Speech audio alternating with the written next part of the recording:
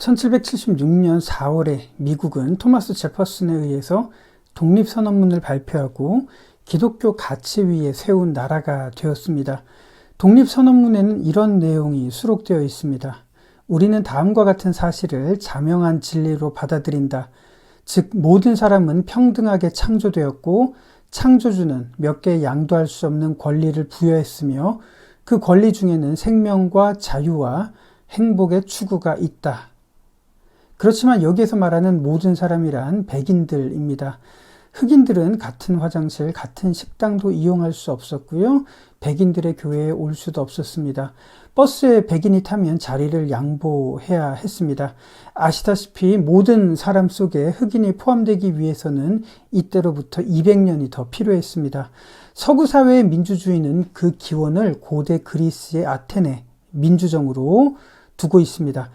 그러나 아테네 민주정 역시 그 속에는 여성, 어린이, 외국인, 노예들은 제외된 민주주의였습니다. 그래서 플라톤이 신에게 감사했던 이유 중에 자신은 여성이나 노예, 외국인으로 태어나지 않은 것을 감사했다라는 기록이 있습니다.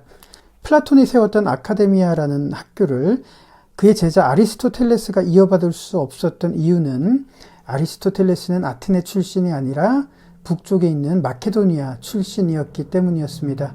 우리가 접하는 신약시대의 유대사회는 아테네와 미국의 민주주의보다 훨씬 더 폐쇄적인 사회였습니다. 특히 여성, 장애인, 이방인들에게 유대사회는 생존에 있어서 정말 가혹한 공간이었습니다. 유대인들을 구속하고 결속시키고 있는 율법, 그리고 남자, 지배층의 사회에만 하나님이 살아서 역사하신다는 믿음을 그 사람들이 가졌기 때문입니다. 어쩌면 지금까지 우리는 아테네나 미국의 시민사회의 관점으로 유대사회를 바라보았을지도 모르겠습니다. 예수님은 능력이 많으신 분 혹은 전능하신 정의의 사도로 이해했을지도 모르겠습니다. 그러나 사회의 약자였던 여성, 장애인, 노예, 이방인의 관점에서 유대사회를 바라본다면 마가가 우리에게 주는 섬세한 시선을 볼 수가 있을 겁니다. 이런 시선의 전환을 경험했던 대표적인 인물을 꼽으라고 한다면 빈센트 반 고흐였습니다. 고흐의 아버지는 종교개혁의 유산을 이어가던 네덜란드의 개혁교회의 목사였습니다. 이런 가정에서 자란 빈센트 반 고흐는 네덜란드 시민, 백인, 중산층, 기독교라는 관점에서 자랐습니다. 그러나 그가 런던에서 가난한 사람들의 삶을 경험한 이후에 전도사가 되어서 찾아갔던 곳은 벨기에의 탄광 마을이었습니다. 빈센트의 아버지가 탐탁지 않아 했던 광부들 사이에 빈센트가 머물면서 그는 이런 기록을 남겼습니다. 이곳 사람들은 정말 새카맣다. 그들은 캄캄한 갱도에서 벗어나 밝은 곳으로 나올 때의 모습은 굴뚝청소부 그 자체다. 그들이 사는 집은 정말 작다. 차라리 오막살이라고 부르는 편이 좋을 정도다. 나는 자주 그들에게 말했다. 우리들은 노동자로서 사도 바울을 의지해야 합니다. 라고 말이다. 그들의 얼굴에는 어떤 총명함도 매력도 없지만 그 속에 불멸의 영혼이 깃들었음을 느낀다. 바울이 그랬던 것처럼 슬픔과 고통, 피곤한 나날을 보내면서도 하나님의 말씀을 의지해야 한다고 그들에게 말했다. 이 그림을 보시면 허리를 90도로 숙이고 고통스러운 나날을 살아가는 광부들을 빈센트는 그렸습니다. 그들에게 말씀을 전하고 때로는 자신의 모든 소유를 팔아서 그들과 함께 하려고 했으니까요. 그렇지만 빈센트의 아버지는 이런 아들을 탐탁지 못하게 생각했고 빈센트가 속했던 교회의 위원회는 그가 탄광촌에 있으면서 목회자의 품위를 훼손한다는 이유로 그의 사역을 종료시켰습니다. 그렇습니다. 네덜란드 개혁교회가 봤을 때 하나님은 자신들의 교회에만 계시고 광부들은 교회의 품위를 훼손시키는 이교도쯤으로 치부했을지도 모르겠습니다. 그러나 빈센트는 이들 속에 계신 그리스도를 선명하게 보았습니다.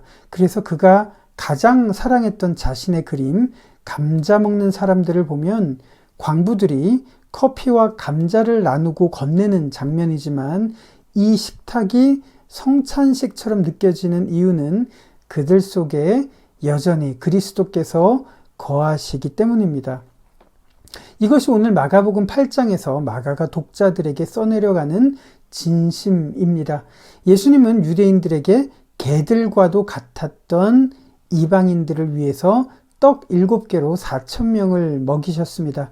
그렇지만 종교 지도자들은 이방인들이나 부정한 사람들과 예수님이 함께하면서 행했던 이 기적은 진짜 하나님께로부터 온 것인지 의심을 가지면서 그것을 증명을 해보라고 요구를 합니다. 왜냐하면 이런 종교인들 눈에 하나님은 자신들에게만 계시고 이방인들에게 계시면 안 됐기 때문입니다. 그래서 예수님에게 표적을 요구한 겁니다.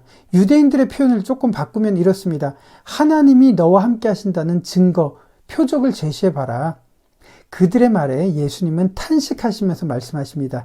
차라리 내가 부정해진다 하더라도 너희에게는 절대로 하나님이 표적을 주지 않을 거다라고 그런 의미로 말씀을 하셨습니다. 그리고 그곳을 떠나셨습니다. 오늘 본문의 상황, 그리고 빈센트 반 고흐가 경험한 상황은 우리의 현실에서도 자주 접하는 현상입니다. 하나님은 우리 교회에만 있다고 생각하고 너희 영역에는 하나님이 없다고 생각하는 태도는 예나 지금이나 비슷한 것 같습니다. 그럼에도 불구하고 마가복음 8장에서 예수님이 지극히 작은 자 한 사람을 어떻게 생각하셨는지를 살펴본다면 그런 예수님의 마음이 우리로 하여금 오늘을 살아가게 하는 힘이라고 믿습니다. 유대 종교인들이 배척했던 4,000명의 이방인들, 그들은 부정한 사람들이어서 혐오의 대상이었고 개들이었고 심지어 하나님이 불을 내려서 그들을 불살라야 마땅한 사람들이라고 생각했지만 예수님은 그들 한 사람 한 사람이 굶어서 지칠까봐 안타까운 마음으로 그들을 살피시고 먹이셨습니다.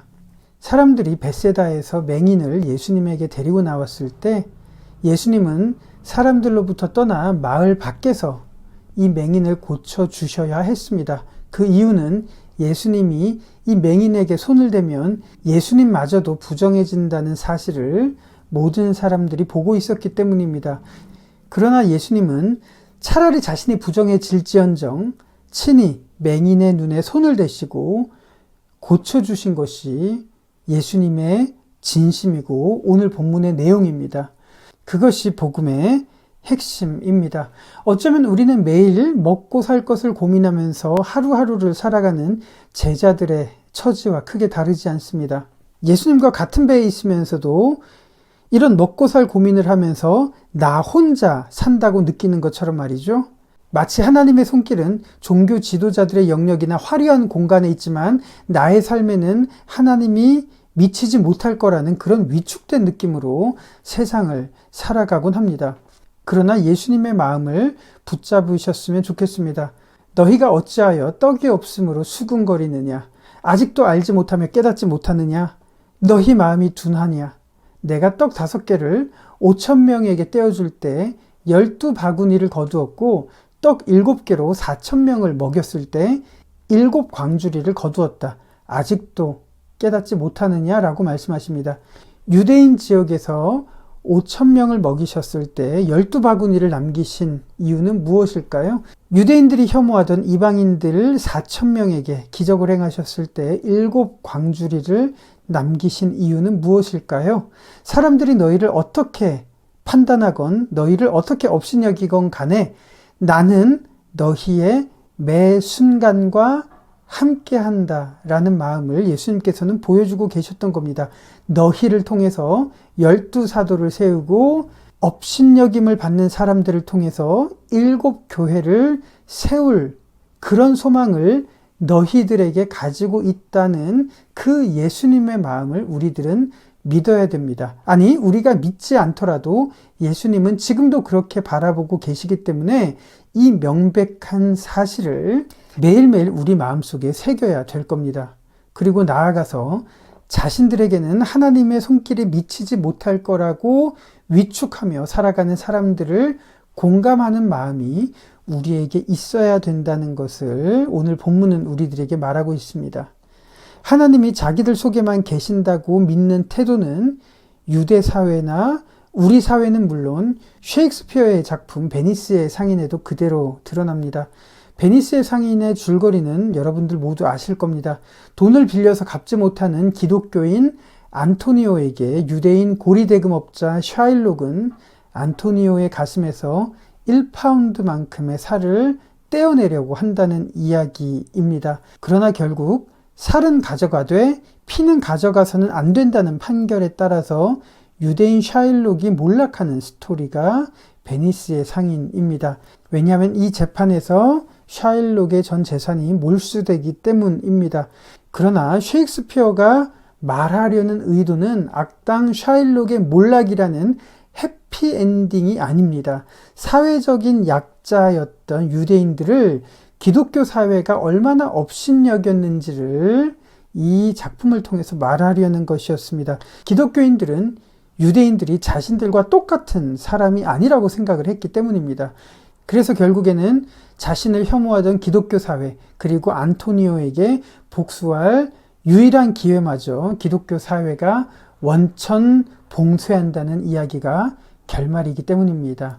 오늘 연결체플은 샤일록의 절규를 소개하겠습니다. 어쩌면 유대 사회의 영역 바깥에서 배제된 수많은 약자들, 여성, 장애인, 이방인들의 마음을 샤일록이 표현하는지도 모르겠습니다. 우리 사회, 나아가 우리 신앙인들의 공동체가 성숙하는 척도는 무엇일까요? 인원이 늘어나고 돈과 영향력이 커지는 것이 아니라 우리 사회에 또 다른 샤일록 같은 이들을 헤아리고 공감하는 것이 우리 공동체 그리고 우리 신앙인들이 성숙하는 척도라고 믿습니다. 왜냐하면 오늘 마가복음 8장에서 예수님이 그렇게 하셨기 때문입니다. 안토니오의 살점으로 뭘 하냐고요? 뭘 할 거냐고요? 낚시할 때 미끼로 사용할 겁니다. 그게 아무짝에도 쓸모없어도 내가 하려는 복수에는 쓸모가 있을 겁니다. 그는 날 망신시켰고 내가 먹고 살아가는 것을 방해했고 내가 손해를 입었을 때 비웃었고 이득을 얻었을 때 조롱했으니까요. 그는 우리나라, 우리 민족을 모욕했고 내 거래를 방해했습니다. 이유가 뭐냐고요? 내가 유대인이기 때문이죠. 유대인은 눈이 없나요? 유대인은 손도, 발도, 신체도, 감각도, 감정도, 정열도 없는 사람인가요? 우리들은 기독교인들처럼 같은 음식을 먹고 똑같이 상처를 입지 않나요? 같은 병에 걸리고 같은 방법으로 치유하지 않나요? 기독교인들처럼 여름에도 똑같이 더위를 느끼고 겨울에도 똑같이 추위를 느끼는 사람들이 아닌가요? 당신들이 우리를 찌르면 우리도 피가 납니다. 간지럼을 태우면 우리도 웃고 독약을 먹이면 우리도 당신들처럼 죽는다고요. 그런데 당신들이 우리에게 잘못하면 우리는 왜 복수를 못합니까? 우리가 당신들과 똑같은 사람들이라면 우리도 복수를 해도 되지 않습니까? 그런데 기독교인들이 유대인들에게 잘못하면 우리는 인내하기만 해야 된다는 것입니까? 아니요. 복수해야죠. 당신들이 가르쳐준 비열한 방법처럼 나도 그렇게 따라할 겁니다.